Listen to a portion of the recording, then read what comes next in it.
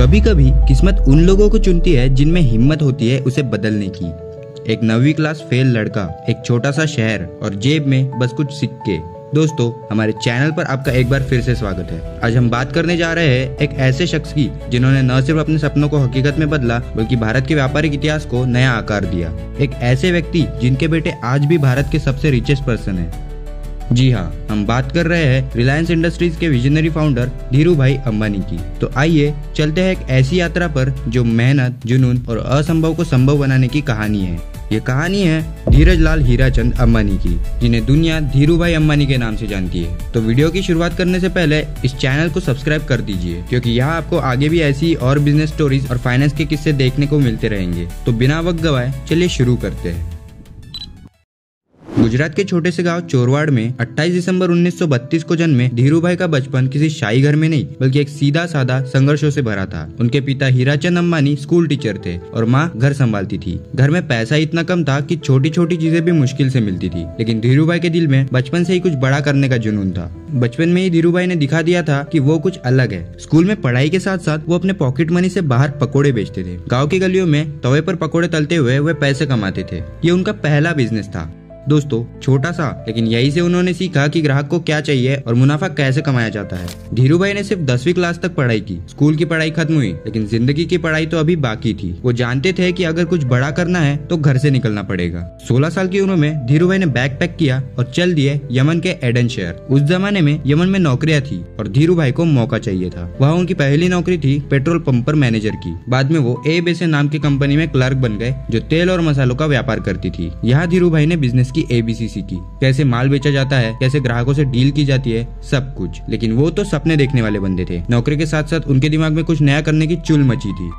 अब उनका एक मजेदार किस्सा सुनाता हूँ। यमन में उस वक्त सिक्के चांदी के बनते थे। धीरू भाई ने देखा कि इन सिक्कों के चांदी की कीमत सिक्कों के दाम से ज्यादा थी। जैसे 100 रुपए का सिक्का हो तो उसमें 110 या 120 रुपए की चांदी रहती थी। बस उन्होंने मौका पकड़ा, सिक्के इकट्ठे किए, पिघलाकर चांदी निकाली और ब्रिटिश व्यापारियों को बेच दी। ये उनका पहला और बड़ा बिजनेस दांव था। लेकिन बाद में यमन की सरकार को पता चला और इस काम पर रोक लग गई। फिर भी इसने धीरू भाई को सिखाया कि मौके को कैसे भुनाना है। एक और मजेदार बात, धीरू भाई जब चाय पीने जाते तो सड़क के किनारे की दुकान नहीं बल्कि 5 स्टार होटल में चाय पीते। क्यों? क्योंकि वहाँ वो रईस लोगों की बातें सुनते। उनसे उन्हें बिजनेस की टिप्स, ट्रेड्स और आइडियाज मिलते। क्या तुम्हें ये 5 स्टार चाय वाला किस्सा पहले से पता था? नीचे कमेंट में जरूर बताना। यमन में धीरू भाई ने बहुत कुछ सीखा, लेकिन उनका दिल तो इंडिया में था। वो वापस आना चाहते थे अपना बिजनेस शुरू करने। 1958 में 26 साल की उम्र में धीरू भाई मुंबई लौट आए। उनके पास न ज्यादा पैसा था और न ही कोई बड़ा कनेक्शन, लेकिन हौसला और मेहनत उनके पास ढेर सारी थी। मुंबई में उन्होंने एक 350 स्क्वायर फीट के छोटे से ऑफिस से शुरुआत की। यही से रिलायंस की नींव पड़ी। पहले उन्होंने मसाले, चीनी और दूसरी चीजों का व्यापार शुरू किया। बाजार में बड़े बड़े व्यापारी थे, लेकिन धीरू भाई ने हार नहीं मानी। वो छोटे छोटे कदमों से अपनी जगह बनाते गए। लेकिन धीरू भाई का असली खेल शुरू हुआ टेक्सटाइल में। उन्होंने देखा कि इंडिया में पॉलिस्टर कपड़े की डिमांड बढ़ रही है। बस यही उनका अगला टारगेट था। 1966 में धीरू भाई ने रिलायंस टेक्सटाइल्स शुरू किया। गुजरात के नरोदा में उनकी पहली फैक्ट्री बनी। उस जमाने में पॉलिस्टर नया था और धीरू भाई ने इनमें बड़ा मौका देखा। उन्होंने अपनी फैक्ट्रियों में नई टेक्नोलॉजी यूज की। उनका फंडा था बेस्ट क्वालिटी, सस्ता दाम और हर घर तक पहुँच। उन्होंने एक ब्रांड बनाया जिसका नाम था विमल। ये उनके भाई के नाम पर था, लेकिन जल्द ही ये इंडिया का सबसे पॉपुलर कपड़ा ब्रांड बन गया। विमल की सक्सेस कोई मजाक नहीं थी। धीरू भाई ने कमाल की स्ट्रेटेजी बनाई। एक बार तो उन्होंने एक ही दिन में पूरे इंडिया में 100 विमल शोरूम्स खोल दिए। सोचो, एक दिन में 100 दुकानें। लोग विमल के दीवाने हो गए और विमल बन गया इंडिया का नंबर 1 पॉलिस्टर ब्रांड। विमल की सक्सेस ने धीरू भाई को मालामाल कर दिया। 1976-77 तक रिलायंस का टर्नओवर 70 करोड़ रुपए तक पहुंच गया। लेकिन धीरू भाई यही नहीं रुके, वो और बड़ा करना चाहते थे। 1977 में धीरू भाई ने एक बड़ा दांव खेला। रिलायंस ने अपना पहला आईपीओ लॉन्च किया। ये शेयर बाजार में उनकी एंट्री थी।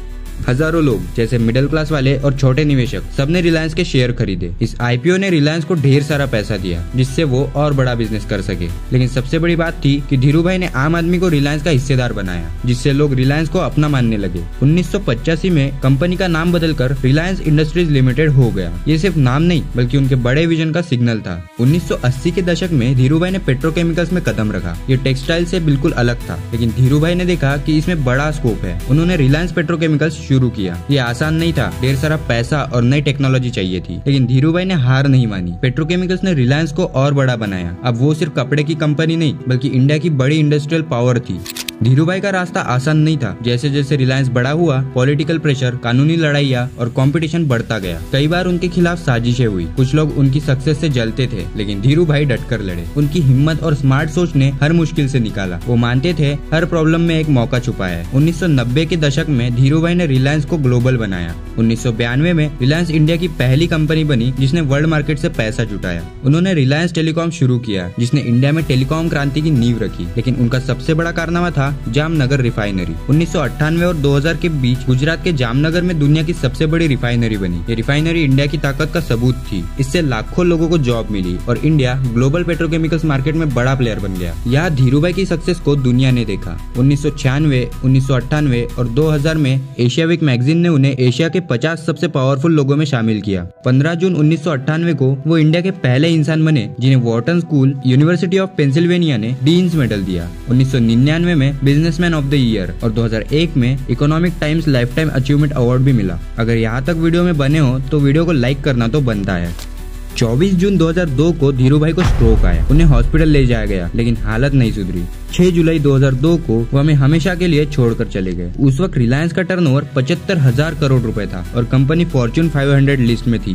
धीरूभाई गए, लेकिन उनकी विरासत उनके बेटे मुकेश और अनिल अंबानी ने संभाली। और जैसा आप सबको पता ही है कि आज भी मुकेश अंबानी इंडिया के सबसे रईस इंसान है। धीरूभाई का बिजनेस मॉडल आज भी इंस्पायर करता है। उनके कुछ खास मंत्र थे, जैसे आगे सोचो, टेक्सटाइल, पेट्रोकेमिकल, टेलीकॉम। वो हमेशा फ्यूचर देखते थे और नया करो, जैसे नई टेक्नोलॉजी, 100 शोरूम्स। मतलब उनके आइडियाज गजब थे। और लोगों का भरोसा जीतना, मतलब जैसे कि आईपीओ से उन्होंने आम आदमी को पार्टनर बनाया। और रिस्क लेना, जैसे यमन के सिक्कों से लेकर जामनगर तक वो रिस्क लेते थे। और लास्ट, हिम्मत रखना, मतलब मुश्किलें आई लेकिन वो कभी नहीं डरे। इनकी ऐसी बातें और किस्से हर किसी को जाननी चाहिए। इसलिए इस वीडियो को अपने हर दोस्त के साथ शेयर जरूर करना, जिससे उन्हें भी कुछ सीखने का मौका मिले। धीरूभाई ने इंडिया को दुनिया को दिखाया। जामनगर, टेलीकॉम, ग्लोबल फंडिंग, इनसे इंडिया का नाम बुलंद हुआ। उनकी कहानी हर उस नौजवान को इंस्पायर करती है जो बड़ा करना चाहता है। दोस्तों, धीरूभाई की कहानी हमें सिखाती है कि सपने देखो और उन्हें पूरा करने की हिम्मत रखो। एक गांव का लड़का जो पकोड़े बेचता था, उसने ऐसा एम्पायर बनाया जो आज भी चमक रहा है। तो दोस्तों, क्या सीखा आपने धीरूभाई से?